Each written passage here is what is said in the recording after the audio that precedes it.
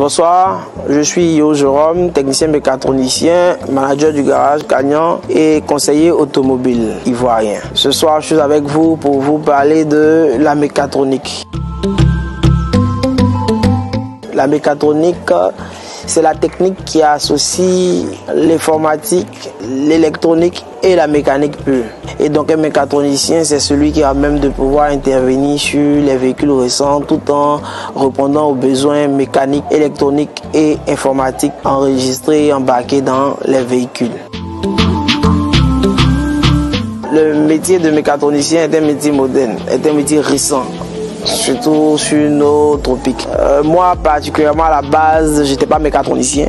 Je suis devenu mécatronicien. J'ai commencé mon parcours en tant que mécanicien de base avec un CAP. Je suis allé pour faire un cycle de formation en mécatronique pour devenir aujourd'hui mécatronicien. Qui devient mécatronicien? C'est celui qui a d'abord un bac. Parce que le cycle de mécatronique, c'est un cycle supérieur. C'est quelqu'un qui a d'abord un bac, qui va dans un établissement faire la première année, la deuxième année, la troisième année, qui soutient et qui a un DUT en mécatronique ou bien une licence professionnelle en mécatronique.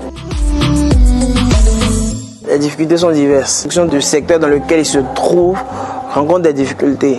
Mais moi, à mon niveau aujourd'hui, en tant que mécatronicien et puis manager général et conseiller automobile, je vais dire que c'est chaque jour un challenge. Il faut arriver à se former constamment et continuellement. Il faut arriver à répondre aux besoins des automobilistes parce que vous êtes sans ignorer que les véhicules aujourd'hui sont électroniques et comme un docteur qui doit consulter un bébé qui ne parle pas, il doit être en mesure de pouvoir comprendre au travers des signes ce qui est la cause du problème. La difficulté, c'est d'arriver à se former régulièrement pour pouvoir répondre à ces besoins-là. C'est un peu ça le challenge. Donc, il faut toujours être formé, se recycler, apprendre. C'est beaucoup plus de courage, beaucoup d'apprentissage et puis assez d'humilité pour pouvoir toujours répondre aux besoins, voilà, des automobilistes.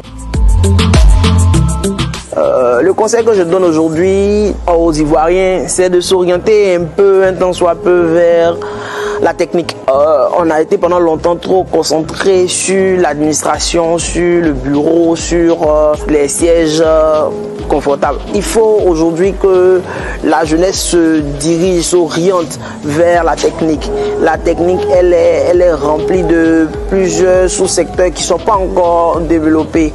Si on veut parler d'émergence, on doit parler d'industrialisation. J'encourage les jeunes, surtout ceux qui sont encore à la croisée des chemins, ceux qui sont à des carrefours de leur carrière, de pouvoir s'orienter vers la technique. Voilà.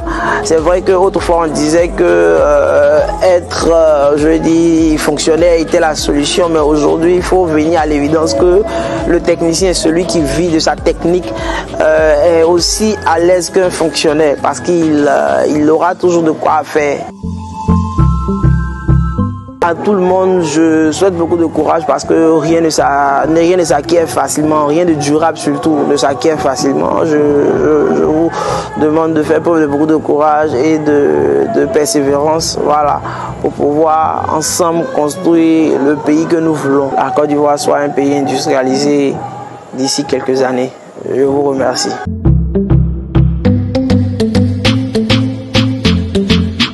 Je me pose alors.